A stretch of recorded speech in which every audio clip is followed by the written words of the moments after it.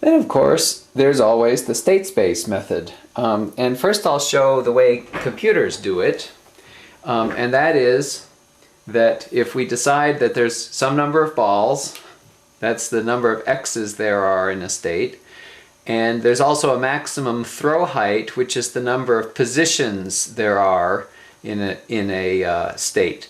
So for example, in the case of 4 balls with a max throw of 6, there are 6 choose 4, which is 6 factorial over 2 factorial, 4 factorial, is 15 states total, and here they are: 1, 2, 3, 4, 5, 6, 7, 8, 9, 10, 11, 12, 13, 14, 15. That's all the states that are possible within the vanilla context of 4 balls, max throw 6.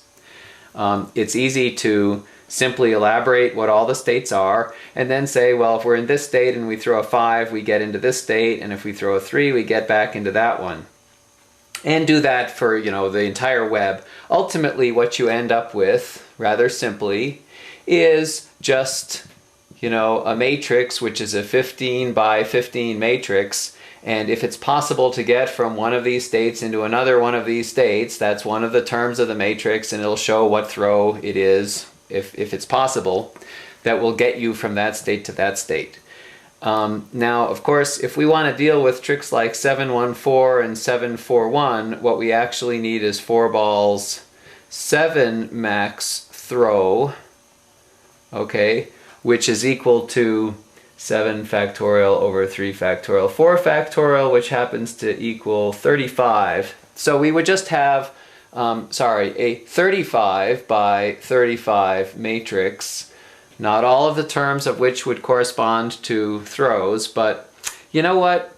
This isn't really the way for humans who lack megabytes or gigabytes of RAM to do it. And so, without further ado, I will close this particular method and leave it to the computers, for which this incidentally is a completely excellent way. You can exclude states if for some reason you don't want to count them, and that amounts to deleting a row out of the matrix. You can calculate only that part of the matrix that you want and find all the possibilities from within it. And that works great for computers. But not for me, at least, and maybe not for you also, particularly if we're talking about conditions in which there's a rather large number of states. Needless to say, if you allow 8s or 9s or something like that, this number grows combinatorially. There becomes oodles and oodles of states. The matrix gets truly gigantic if you talk about all the possibilities within, you know, throw height of 9 or something like that. It starts getting pretty big. However, some of the other methods that I show can handle a single 9 or something like that without the necessity of worrying about hundreds or thousands of cases, which would be the case in this method. Here is now what I'm going to call the human-based state space method. And in this case, what we do is we elaborate the particular states that the two tricks that we want to convert between have. So here's 741, also shown with its get-in, just for culture. And also it serves as a check. You know, if you finish the trick, it should be the same as what the get-in is, because either having done the get-in or having finished it, you can go right to the next one. So it's good that these states agree. And similarly here, the finishing state is the same as the end of the get-in sequences state. Okay. Incidentally, there's a theorem, which is if you have prime tricks, that is to say non-composite tricks, which are anagrams of each other, they don't share any states at all in common. This state isn't any of these, this state isn't any, and this state isn't any. So you can't get to there from here, okay? Using only tricks, only throws within this trick or throws within that trick. But that turns out to not be a limitation, because those aren't the only throws that exist. We can, you know, you want a transition sequence, right? So we can use other throws. And so what I'm picking here is a trick which is a fountain shower hybrid. I would commonly write this in a different rotation, which is 6-6. That's the fountain part, and then that's the shower part. I like tricks like this.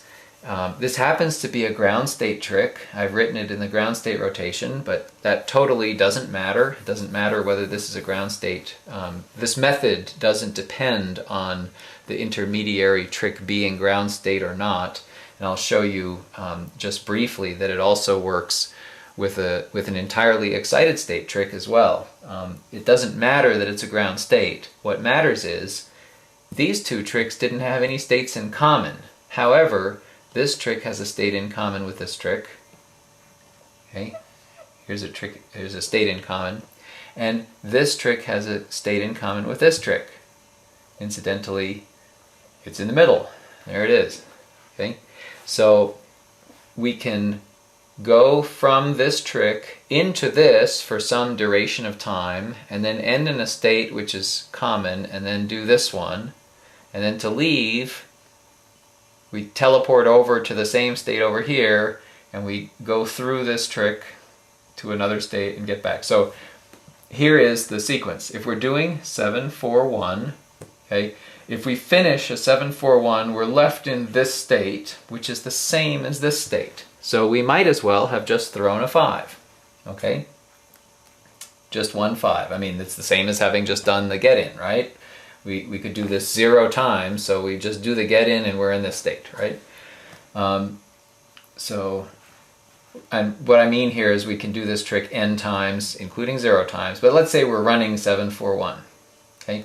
When we finish, we're in this state, which is the same as this state, and so we could just teleport over here and say we have just thrown this 5, now we can throw a 6-6-1, all right, 6-6-1, and now we're in this state. Right? You throw a 6, you're here, you throw another 6, you're here, throw 1, now we're here. Well, that state is the same as this state. So, as far as the state is concerned, we might as well have just finished a 7-1-4, so we're in this state. So we go back and continue. We go back to the beginning and continue throwing 7-1-4s. Okay? So we can do this any number of times. And now let's say we want to leave. Okay? When we finish the 7-1-4s, we're left in this state, which is the same as this state. So what we could do is teleport over, and then, okay, a 5 gets you here, and then a 1 gets you here, and a 5 gets you here. So we could throw a 5-1-5.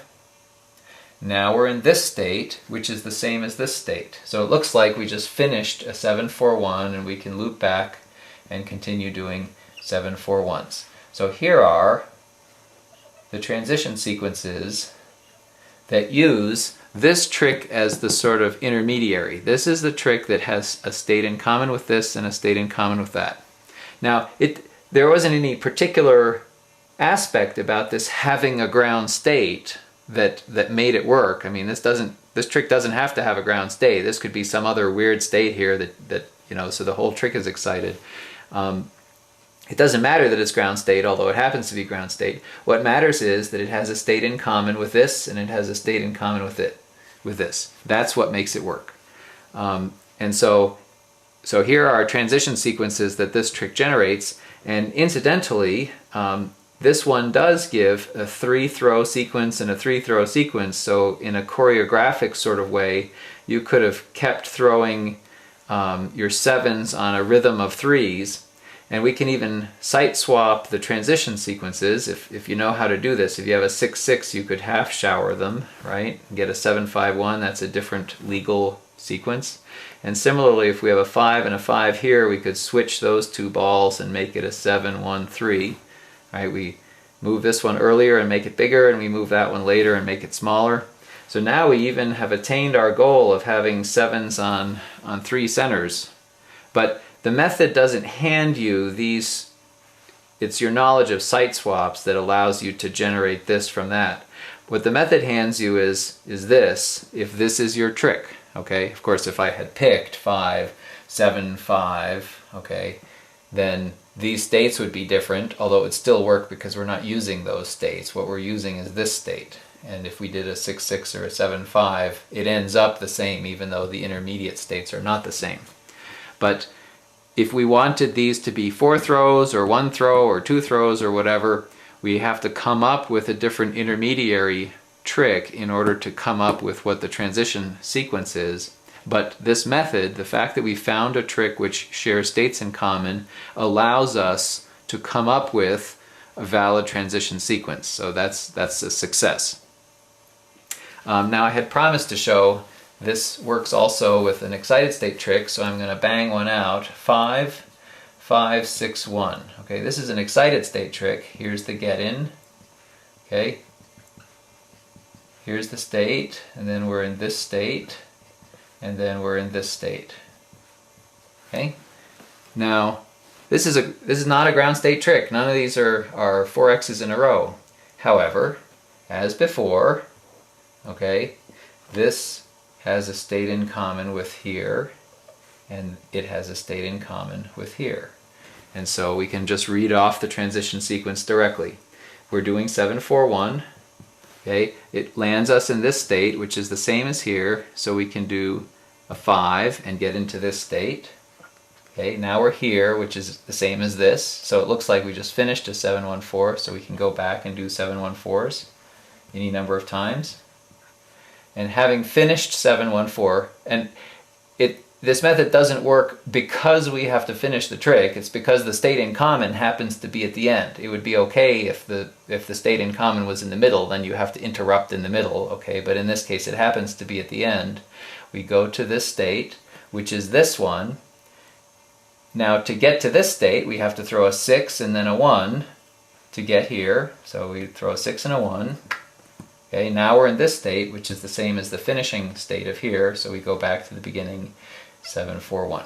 So now this is our transition sequence, okay, using an intermediary trick which shares states in common, but it has no ground state. Okay, so this is an entirely excited transition between this excited state and this excited state. And by the way, we can also siteswap these if you want. We can turn the 6 into a 5 here and the 1 into a 2. That's another legal thing.